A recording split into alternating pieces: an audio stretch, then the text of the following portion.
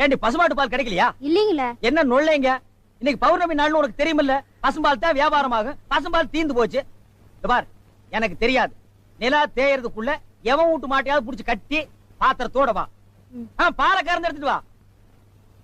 ஐயோ, மொத்தமா எறும்பு பால் தான் இருக்கு. இது எவன் தலையில கட்டுறது? ஏங்க பால் இருக்கா?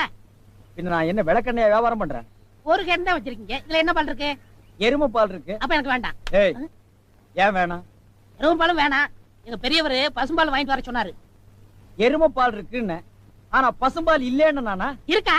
அட கிறுக்கா, புற மாசத்துல பிறந்தவனே, எதையும் முழுசா கேட்டு போங்கடா. ஏன்டா அவசரப்படுறீங்க? போடா. ஏன்டா புடுங்குற? என்ன எருமை பால் பிடிக்கிறீங்க? பொறுமையா இருடா. இது எருமை பால் தான்.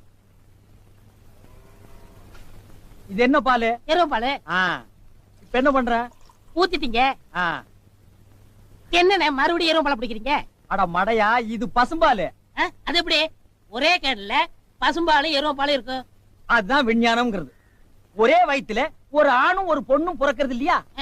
ஒரே வாயில ஒரு இட்லி வடையும் சாப்பிடுறது இல்லையா? ஒரே மூஞ்சில ஒரு பொட்ட கண்ணு ஒரு நல்ல கண்ணு இருக்கிறது இல்லையா? அதே மாதிரி தான் ஒரே கேன்ல ஒரு பசும்பாலும் ஒரு எருமை பாலும் ஏன் இருக்க கூடாது? அது எப்படி இருக்குங்கிற? அதான் விஞ்ஞானம்ங்கிறது. அடே, எருமை பாலுக்கு எடை ஜாஸ்தி, அது கீழே இருக்கும்.